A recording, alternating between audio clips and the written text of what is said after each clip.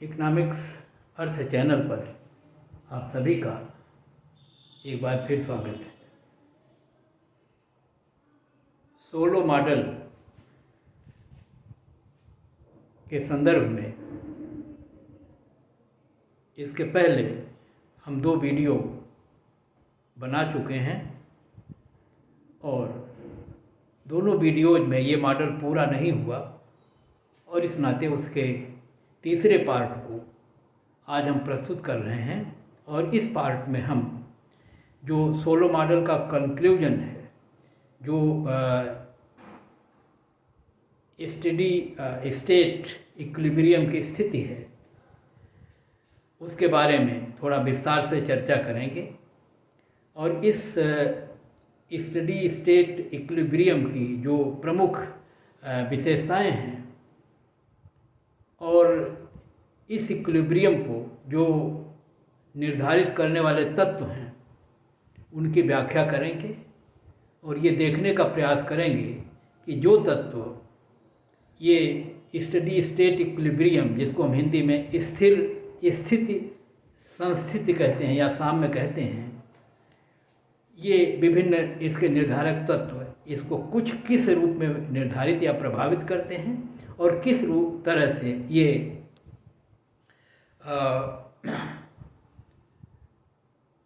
इस संस्थिति से संबंधित तत्वों को, समृद्धि की दर को,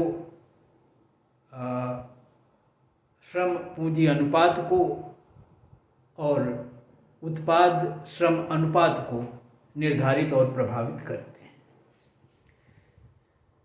तो इसके पहले ये आवश्यक है कि मेरे पिछले दोनों वीडियोज को आप देख लें और जब हमारे वीडियो आप देखते हैं तो निश्चित तौर पर आप डिस्क्रिप्शन बॉक्स खोल के ज़रूर देख लीजिए, क्योंकि जब कभी भी कहीं कोई चीज़ छूट जाती है या वीडियो बनाते समय जल्दबाजी में कहीं कोई त्रुटि हो जाती है तो क्योंकि उसको वीडियो में सुधारना थोड़ा कठिन होता है, इसलिए मैं डिस्क्रिप्शन बॉक्स में जो कुछ भी सुधारना होता है या जो कुछ छूटा होता है उसे मैं वहाँ लिखने का प्रयास करता हूँ। तो इस मॉडल के वीडियोज को भी देख लीजिए। थोड़ी थोड़ी त्रुटियाँ समीकरणों में कहीं स्मॉल वाई की जगह पर कैपिटल वाई लिख उठा, कहीं स्मॉल के की जगह पर कैपिटल के हो गया, तो वो डिस्क्रिप्शन बॉक्स में हमने उसको सुधार दिया है। तो ज़रूर आप डिस्क्रिप्शन बॉक्स को देखिएगा। तीनों वीडियो, पार्ट 1 वाले वीडियो में लास्ट में थोड़ी दिक्कत आई, गड़बड़ हुआ था, हमने उसको दूसरे पार्ट 2 वाले में उसको कवर कर लिया, लेकिन पार्ट 1 वाले वीडियो में भी हमने डिस्क्रिप्शन बॉक्स में उस कमी का उल्लेख कर दिया और उसको विस्तार से लिख दिया है ताकि आपको अच्छी तरह वो समझ में आ जाए। क्योंकि आप जानते हैं कि जब तक मॉडल अच्छी तरह से समझ में नहीं आएगा तब तक उसकी सटीक व्याख्या नहीं कर पाएंगे, हरदम डरते रहेंगे, आत्मविश्वास की कमी होगी। और जब अच्छी तरह समझ में आ जाएगा तो कहीं त्रुटि नहीं होगी।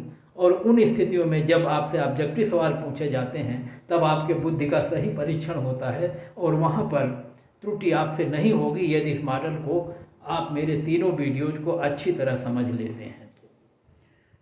तो इस तीसरे क्रम में हम सीधे आज को आपको स्टेडी स्टेट इक्विलिब्रियम की स्थिति में ले जाएंगे, जहाँ तक हम पढ़ चुके हैं कि और वह एक ऐसी स्थिति होती है जिसमें बचत और निवेश दोनों बराबर होते हैं संतुलन की स्थिति में। और निवेश वो है जो उस इक्विलिब्रियम को बनाए रखने के लिए जो आवश्यक निवेश है, जिसको हम ब्रेक इवन इन्वेस्टमेंट कहते हैं, वो है और जिसको हमने एक सरल रेखा के रूप में, सीधी रेखा के रूप में दिखाया है। क्योंकि पहले के विश्लेषण को सरल बनाने के लिए हमने केवल श्रम की वृद्धि दर को सम्मिलित किया था निवेश को निर्धारित करते समय। आज हम 3 चरों को, जो निवेश को या इस संतुलनकारी निवेश को या जो इस संतुलन बनाए रखने के लिए जो आवश्यक निवेश है उसको निर्धारित करते हैं, वे हैं, एक हम पढ़ चुके हैं, वो है श्रम के वृद्धि की दर। आज दूसरा हम टेक्नोलॉजी के वृद्धि की दर को इसमें सम्मिलित करेंगे और टेक्नोलॉजी की वृद्धि की दर को वो नॉलेज के रूप में दिखाया गया है।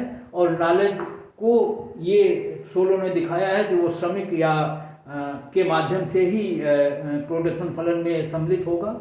और इस रूप में जब ज्ञान में वृद्धि होगी, टेक्नोलॉजी में परिवर्तन होगा, तो इस परिवर्तन की जो दर होगी वो क्या होगी, और इसको भी उन्होंने एक्सोजेनस मान लिया है, जो मॉडल के चरों से बिल्कुल अप्रभावित है और बाहर ये स्वतंत्र रूप से निर्धारित होगी। और इस चर को भी अपने मॉडल में उन्होंने स्थिर मान लिया है और जो जी से व्यक्त की गई है।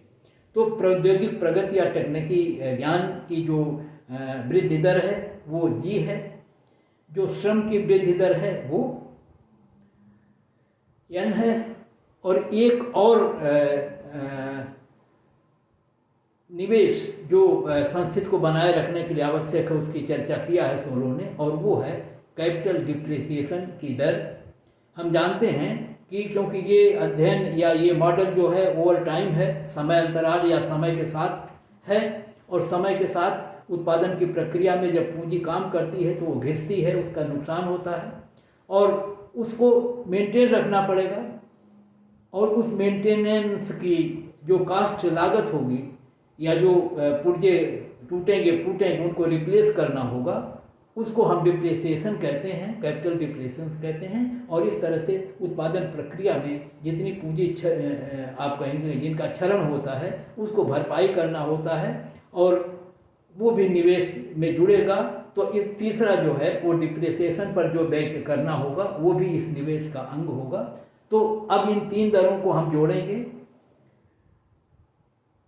श्रम की वृद्धि दर n, तकनीकी ज्ञान की वृद्धि दर g और डिप्रिसिएशन की वृद्धि दर जिसको d लिखेंगे हम यहाँ पर, तीनों को जोड़ के बताएंगे कि इतना निवेश आवश्यक है जो संस्थिति में अर्थव्यवस्था को बनाए रखने के लिए आवश्यक होगा। और अब जो ब्रेक इवन इन्वेस्टमेंट वाला लाइन है जो ओरिजिन से केंद्र से होती हुई सरल रेखा के रूप में होती है, पहले हम उसको n इंटू के लिख रहे थे, अब n में g भी जोड़ेंगे और n में d भी जोड़ेंगे और तीनों के योग को k से गुणा करेंगे। अगर हम इस चित्र में देखें तो ये जो सरल रेखा सीधी खींची गई है ये वही वाली रेखा है जो n इंटू के होती थी, आज ये और बड़ी हो गई, मतलब उसमें निवेश में और तत्व जुड़ गए। और इसका मतलब जब केवल n इंटू क्यू होता था तो निवेश की मात्रा वहाँ कम थी, लेकिन जब उसमें प्लस जी और प्लस डी और हो गई तो ये दूसरी रेखा बनेगी। और इस रूप में आज के जो चित्र में समस्त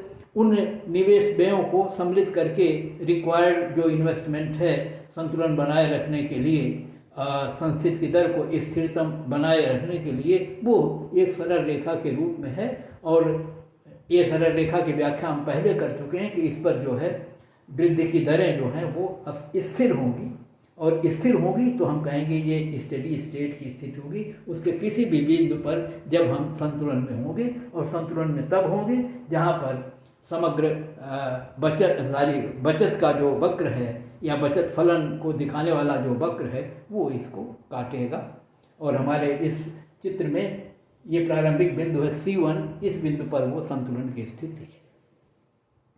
अब इस स्थिति में होता क्या है हम पीछे पढ़ चुके हैं, लेकिन उसकी डिटेल्ड व्याख्या हम दिखाएंगे। और जहां हमने देखा है कि इस बिंदु द्वारा ये निर्धारित होगा K1 स्टार, और ये जो निर्धारित होगा ये K/L है, अर्थात पूंजी और श्रम का एक निश्चित अनुपात है। और हमने देखा है कि ये अनुपात स्थिर रहेगा, और इस अनुपात पर या इस जो संतुलन बिंदु से Y1 निर्धारित हुई है जो उत्पादन और श्रम का अनुपात है या प्रतिश्रमिक उत्पादन है, वो भी स्थिर होगा। और इस पर जो वृद्धि की दर है वो भी स्थिर होगी। और इस नाते कहेंगे अर्थव्यवस्था इक्विलिब्रियम में है, क्योंकि यस और आई बचत और निवेश बराबर है। अर्थव्यवस्था इक्विलिब्रियम में है क्योंकि इस बिंदु पर हमने पीछे देखा है श्रम की वृद्धि दर और पूंजी की वृद्धि दर दोनों बराबर हैं, और यदि दोनों बराबर हैं तो स्थितियाँ के और एल का जो अनुपात पहले था वही अनुपात बना रहेगा। और के एल का अनुपात अगर स्थिर होगा तो इसी के अनुपात K/L पर हमारा ये y निर्भर करती है, और इस नाते y भी कांस्टेंट होगी और y की वृद्धि की दर भी कांस्टेंट होगी। तो ये इक्विलिब्रियम स्टेट की स्थिति होगी। और अब हम इनकी विशेषताओं को बता सब चुके आपको, लेकिन उनको क्रमवार दिखाने का प्रयास करेंगे। और हमने ब्लैक बोर्ड, इस बोर्ड पर हमने सारी विशेषताएं लिखी हुई हैं और वहाँ से आप उनको नोट कर सकते हैं। हिंदी में आपको बताता चल रहा हूँ, इस नाते उसके अर्थ को, उसके अनुवाद को आप स्वतः कर सकते हैं, कर लेंगे। तो इन विशेषताओं का उल्लेख हम आपको करने जा रहे हैं। तो बोर्ड से थोड़ा मैं दूरी बना रहा हूँ ताकि ये आपको स्पष्ट दिखाई पड़े। और इस रूप में यदि आप देखेंगे तो यहाँ पर हम जान चुके हैं कि K = K/L होता है, लेकिन जब केवल L लिखते हैं तो इसमें टेक्नोलॉजी को सम्मिलित नहीं किया गया है। और जब हम टेक्नोलॉजी को सम्मिलित करते हैं तो L के आगे A लिखा के इसको दिखाते हैं कि K ये पूंजी की मात्रा है और ये AL है, और AL को 16 जो है इफेक्टिव लेबर कहते हैं। इफेक्टिव लेबर का मतलब हो गया कि वो लेबर जो टेक्नोलॉजी में प्रोग्रेस या टेक्नोलॉजी में सुधार होने के कारण उनकी जो स्थिति है उसको AL से प्रदर्शित किया गया है। और यहाँ पर ये दिखाने का प्रयास हम कर रहे हैं, पहले बता चुके कि A जो है ये ज्ञान और टेक्नोलॉजी को प्रदर्शित करता है, और ये इसके वृद्धि की दर G होती है, यहाँ लिखा हुआ है, और L के वृद्धि की दर N होती है। और इस प्रकार से AL की वृद्धि दर जो है वो N+G होती है। नीचे की स्थिति में ये होगा। अब इसके आधार पर हम आगे की चर्चा कर रहे हैं। यहाँ देखिए लिख दिया मैंने, कैपिटल पर effective labour K is function of K/AL और K/AL is unchanging over time. और इस प्रकार से इस बिंदु पर जो है K/AL स्थिर है, और जब K/AL स्थिर होगा तो इसी KL/A पर ये इधर वाला फैक्टर y भी निर्भर करता है। पीछे हम फंक्शन देख चुके हैं, y फंक्शन ऑफ K, और K का मतलब K/L, और इसलिए y भी जब KL कांस्टेंट होगा, अर्थात KL के बदलने पर ही y बदलती है, या और इसलिए K/L अगर कांस्टेंट है तो y भी कांस्टेंट होगी। ये दूसरी लाइन में लिखा हुआ है। सिंस आउटपुट पर effective labour y depends on K, it is also unchanging in the steady state equilibrium. तो इस प्रकार से जब K कांस्टेंट होगा तो y भी कांस्टेंट होगा। ये दो विशेषताएं यहाँ से हमने देख लिया है। तो अब इसी के आधार पर तीसरी विशेषता हम देख रहे हैं, और तब हमने कहा कि क्योंकि K को कांस्टेंट रहना है और K जो है K और AL का अनुपात है, और यदि नीचे AL में जो वृद्धि होती है वो N+G है, तो जाहिर है कि अनुपात कांस्टेंट तभी बना रहेगा जब ऊपर भी N+G गुना ही वृद्धि हो, क्योंकि हर और अंश में बराबर वृद्धि होगी तभी ये अनुपात स्थिर रहेगा। और संस्थित में इक्विलिब्रियम में ये अनुपात स्थिर रहना है, इसलिए स्थिर रहने के लिए K को भी N+G से बढ़ना होगा, अर्थात K के ग्रोथ रेट भी N+G होगी। और ये तीसरे पॉइंट में लिखा है K grows at the rate of N+G। AL N+G से बढ़ेगा और K भी N+G से बढ़ेगा इक्विलिब्रियम या स्टेडी स्टेट इक्विलिब्रियम की स्थिति में। अब आगे लिखा है, सो वही लिख दिया, so to keep the K/AL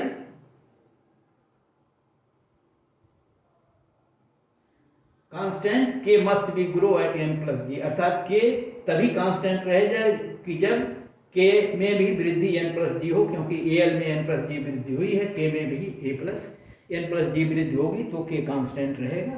इस नाते K में N+G की वृद्धि होगी।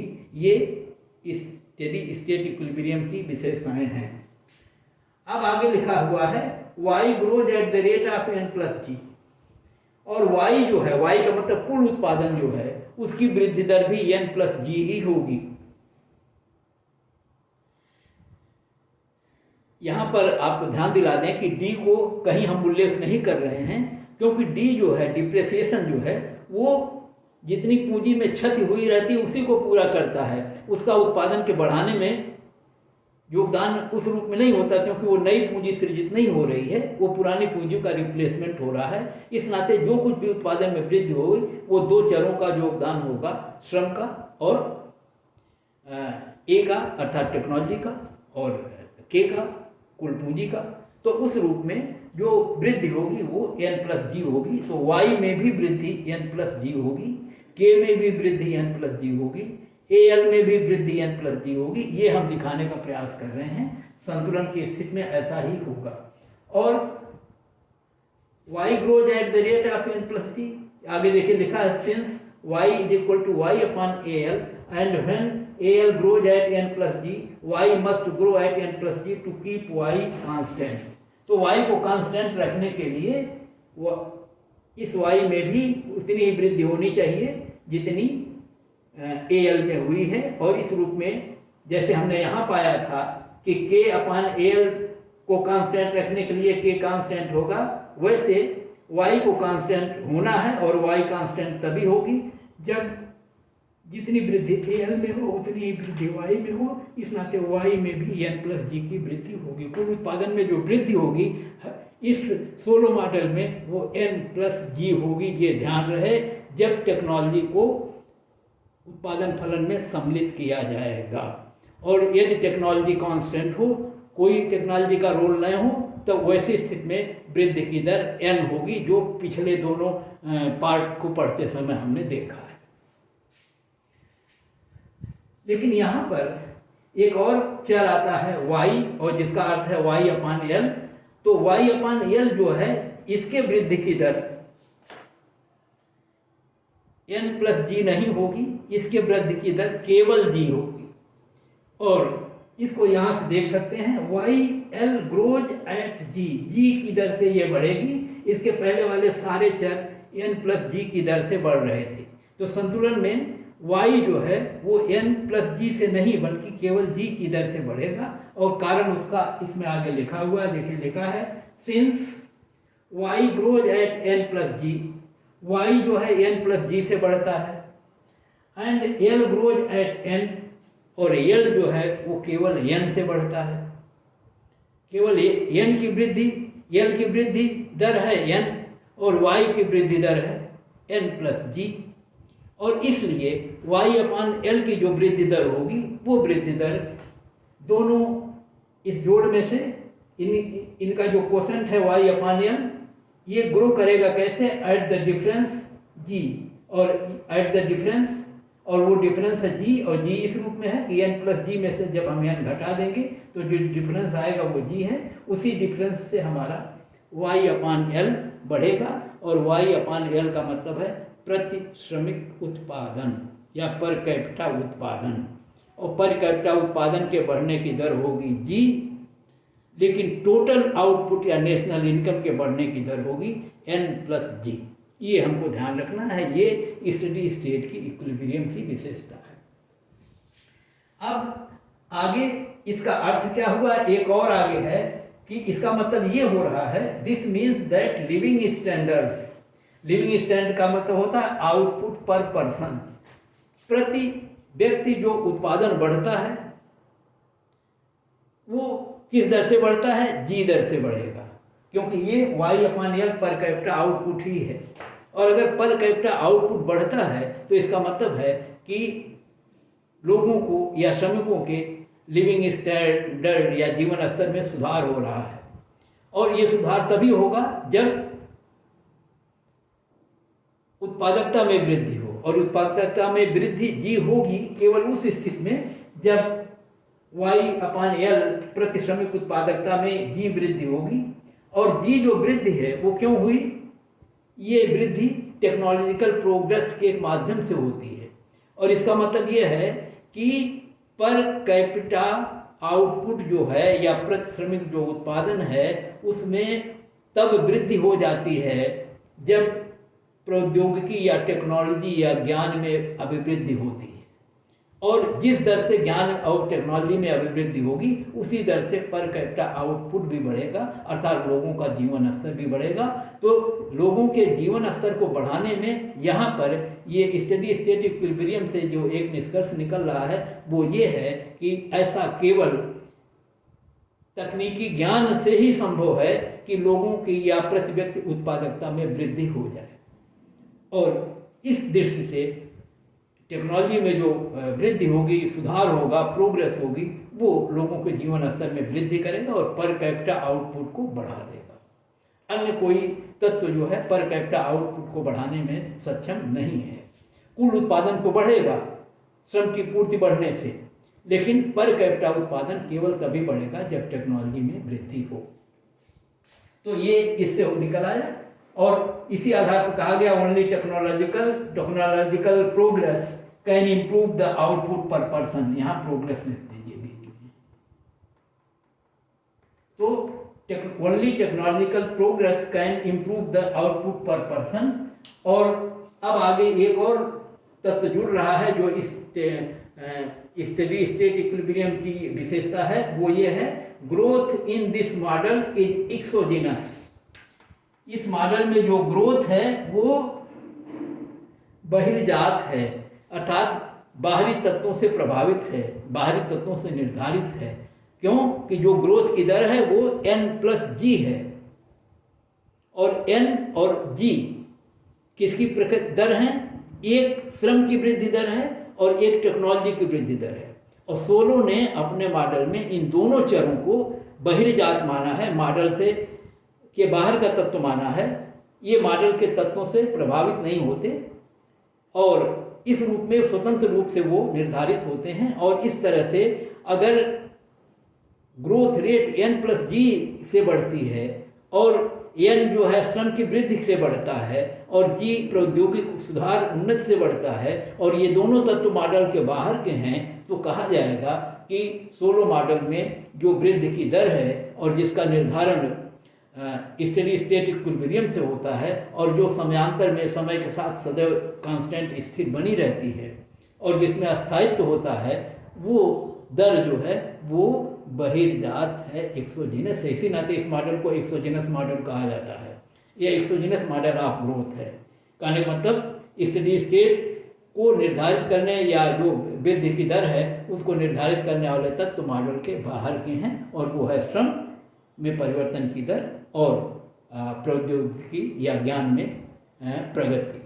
तो इस रूप में इस मॉडल को हम इस स्टेडी स्टेट इक्विलिब्रियम की जो विशेषताएं थी उसको हमने आपको संक्षेप में और करीब करीब जितने भी प्रमुख तत्व उसके हैं उसको आपके सामने रखने का प्रयास किया। और अब हम ये देखने का प्रयास करेंगे कि इस स्टेडी स्टेट इक्विलिब्रियम को निर्धारित करने वाले डिटर्मिनेंट्स कौन से हैं, उसको निर्धारित करने वाले तत्व कौन से हैं।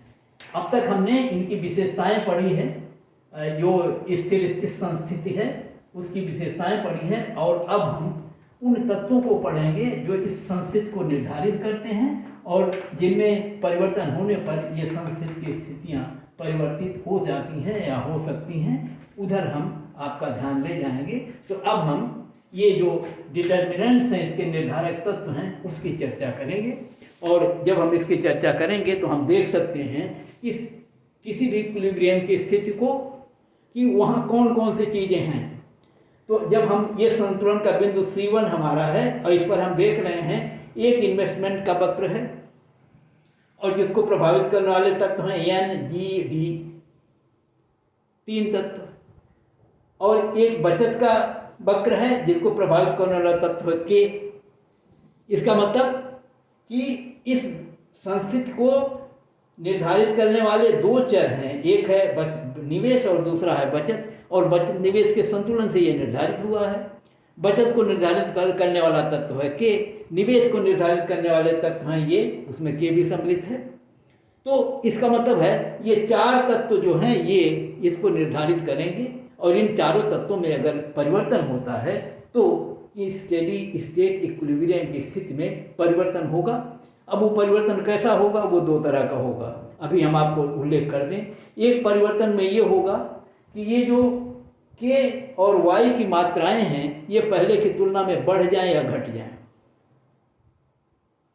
तो एक परिवर्तन ये होगा कि बचत ये Y/L अर्थात आय, उत्पाद और श्रम का जो अनुपात है वो परिवर्तित हो जाए, और या श्रम और पूंजी और श्रम का जो अनुपात है वो परिवर्तित हो जाए। और जब ये परिवर्तित होगा तो इसको कहते हैं, इस चित्र को अगर हम देखें तो हम इसको कहते हैं ये लेवल इफेक्ट। अर्थात इस चित्र में या जो इसको निर्धारित करने वाले तत्व हैं या जो इस इक्विलिब्रियम से ये जो दो तत्व निर्धारित होते हैं K/L और Y/L, इन दोनों में स्तर में परिवर्तन हो जाएगा, ये घट बढ़ जाएंगे, ऐसे को हम कहते हैं ये लेवल इफेक्ट है। और दूसरा होता है ग्रोथ इफेक्ट। दूसरा ग्रोथ इफेक्ट का मतलब यह है कि निर्धारक तत्वों में परिवर्तन हो और निर्धारक तत्वों में परिवर्तन होने से रेट ऑफ ग्रोथ चेंज हो जाए, और जब रेट ऑफ ग्रोथ चेंज होगा तो हम कहेंगे ये ग्रोथ इफेक्ट है, इस डिटर्मिनेंट्स के परिवर्तन के कारण जो हुआ है। तो दो तरह के इफेक्ट हमको इसमें दिखेंगे। लेवल इफेक्ट में K/L या Y/L में परिवर्तन हो जाएगा, लेकिन ग्रोथ इफेक्ट में समृद्धि की जो दर है Y/L उसमें परिवर्तन होगा, जो N+G है इस मॉडल में। अगर वो N+G से हट जाए, कुछ और हो जाए, घट बढ़ जाए, तो हम कहेंगे ये ग्रोथ इफेक्ट है। तो इन ग्रोथ इफेक्ट और लेवल इफेक्ट को अब हम इनके चरों के माध्यम से आपको दिखाने का प्रयास करेंगे और एक एक चर के बारे में आपको चर्चा करेंगे। और पहले हम ले रहे हैं इसके डिटर्मिनेंट्स को, और जिसमें हम दिखा रहे हैं कि हम केवल इंक्रीज दिखा रहे हैं, उससे डिक्रीज का अर्थ निकाला जा सकता है उसका उल्टा करके। इंक्रीज इन एस का मतलब बचत, ये पहला फैक्टर है। ये जो बचत फलन है SF के, यही बचत है, और इस बचत में अगर परिवर्तन हो जाए तो क्या होगा, और हम कह रहे हैं बचत में वृद्धि हो जाए। और बचत वृद्धि होने का मतलब है कि K के उसी स्तर पर बचत पहले से ज़्यादा हो जाए, और जब बचत पहले से ज़्यादा होगी तो इसका सीधा सा मतलब है कि बचत का फलन ऊपर शिफ्ट कर जाएगा।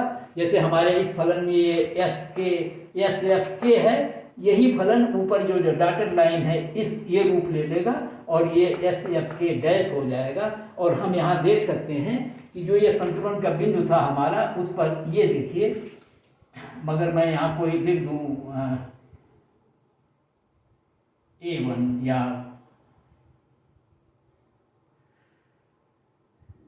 B कर दूँ अगर, तो मेरे कहने का मतलब ये है कि अब हम देखेंगे कि इसी स्तर पर जब K*1 जो है, K1* जो संतुलन का बिंदु है, इस पर पहले बचत थी K1 से लेकर C1 तक, और अब जब वक्र ऊपर चला गया तो ये बचत बढ़ गई।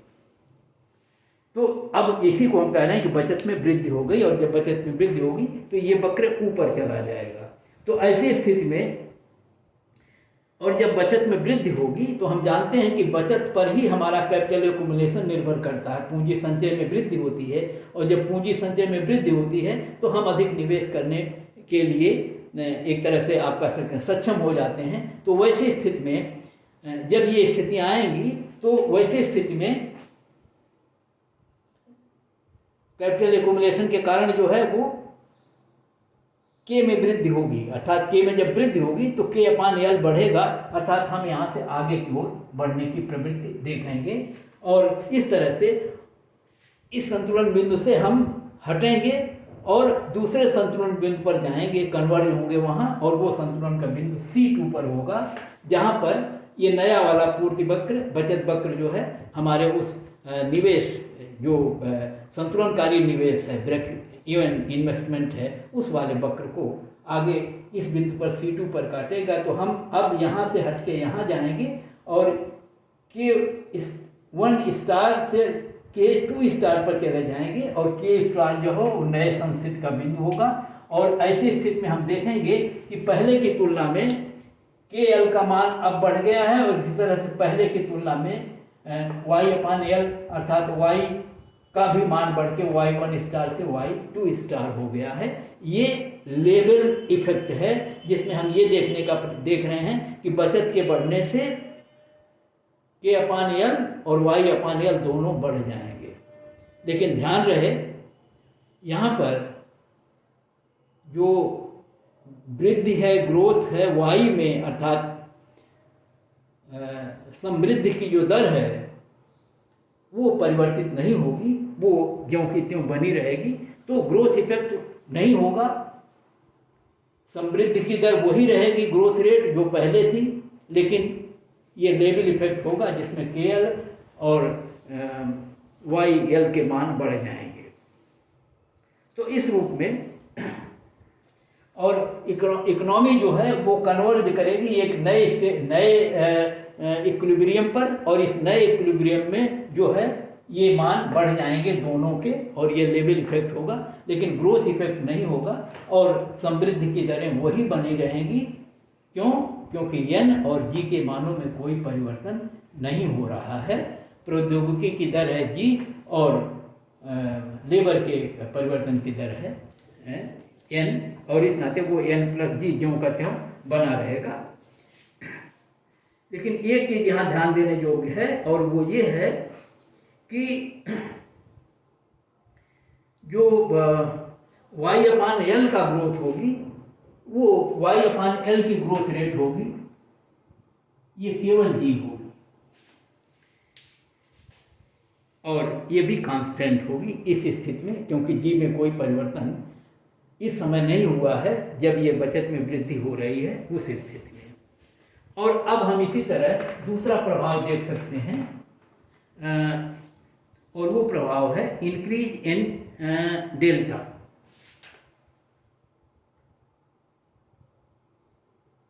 हम डी लिख रहे हैं, ये कैपिटल डिप्रिसिएशन है।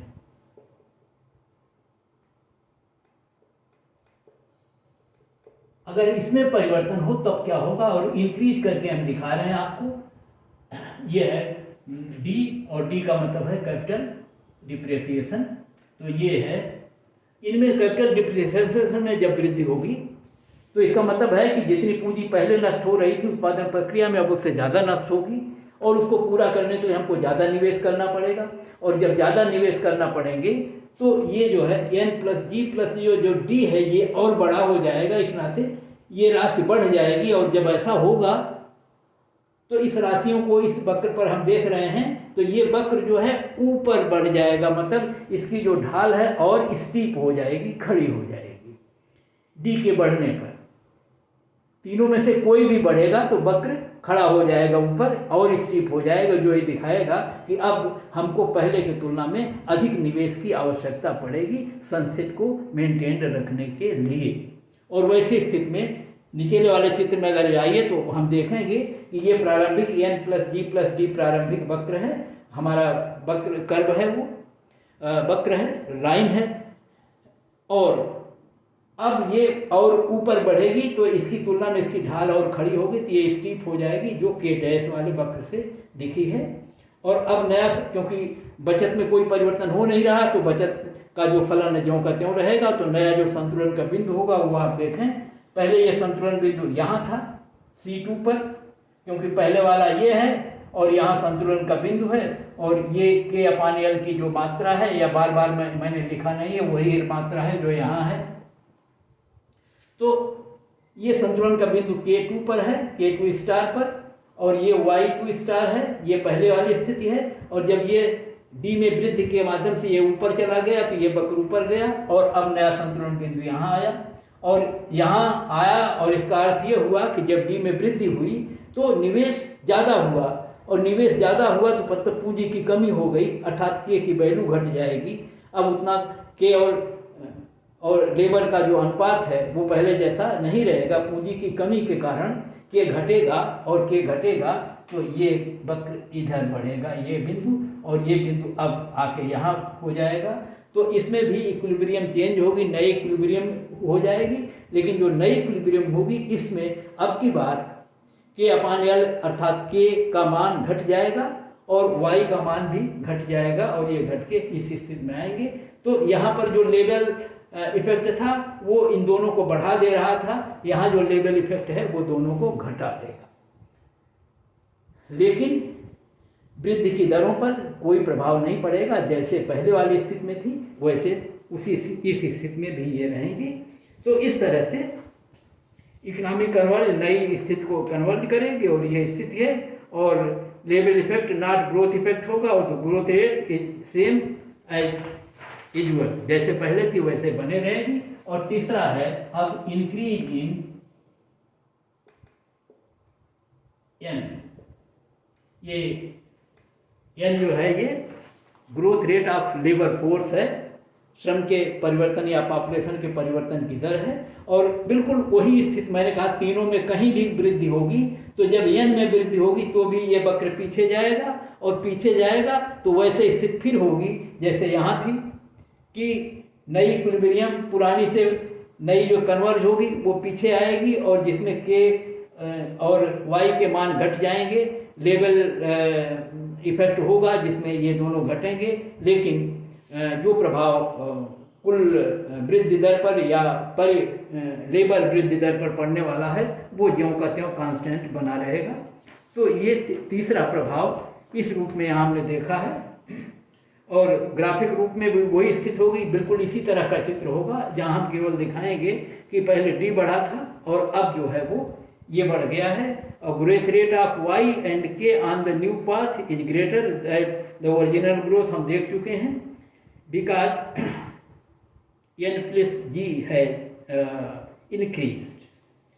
However, growth rate of y and k on this new path is greater than the original path. ये है increase in n. इसको फिर से देखते हैं graphically. Higher n makes the break even line steeper leading to k, ये हो गया original, and movement to the left economic converge to a new state growth path with lower k dash and y dash, बिल्कुल वही स्थिति है। और अब हम आते हैं इंक्रीज इन g, ये बहुत महत्वपूर्ण है, वो है इंक्रीज इन g। ये g इसका मतलब है ये जो टेक्नोलॉजिकल प्रोग्रेस है उसमें वृद्धि हुई है, और टेक्नोलॉजिकल में जब वृद्धि होगी तो g जो है वो बढ़ जाएगा, और जब g बढ़ेगा तो वैसी स्थिति में ये होगा कि अर्थव्यवस्था में अब क्योंकि इकोनॉमी जो है तेज़ी से बढ़ेगी, both aggregate and per capita terms में उत्पादन बढ़ जाएगा टेक्नोलॉजी प्रोग्रेस के कारण। और जब ऐसा होगा तो production function technology and increase in technological progress होगा, और जब ऐसा होगा तो L making is harder to accumulate capital. कहने मतलब ये है कि जब टेक्नोलॉजिकल वृद्धि होगी तो टेक्नोलॉजी वृद्धि के माध्यम से जो टेक्नोलॉजी पर खर्चे होते हैं वो बढ़ जाएंगे, और अब पूंजी का अभाव होगा। तो अब वैसे ही स्टीपर इसमें भी वक्र पीछे जाएगा क्योंकि पूंजी अब घट जाएगी, और इकनॉमी जो है इससे ये लोअर होगी, ऐसे जैसे इसमें हुई थी वैसे अब भी होगी। लेकिन जो अंतर है वो ये है, इंक्रीज इन जी जब होगा, जब इंक्रीज जी होगा तो इसका मतलब जी जितनी पहले थी इसमें कुछ और वृद्धि हो जाएगी। तो इसका मतलब ये हुआ कि प्रौद्योगिकी में जब परिवर्तन होता है तो प्रौद्योगिकी के परिवर्तन के कारण पर कैपिटा प्रोडक्टिविटी भी बढ़ती है, जैसा हम पीछे देख चुके हैं। और जब जी बढ़ेगा तो पर कैपिटा प्रोडक्टिविटी भी बढ़ेगी, अर्थात जी में जब वृद्धि होगी तो प्रति व्यक्ति उत्पादकता भी बढ़ेगी। अन्यथा अन्य किसी भी इस के बढ़ने पर, चाहे एन या डी के बढ़ने पर ऐसा नहीं हो रहा था। केवल जी ही एक ऐसा तत्व है जो श्रमिकों की उत्पादन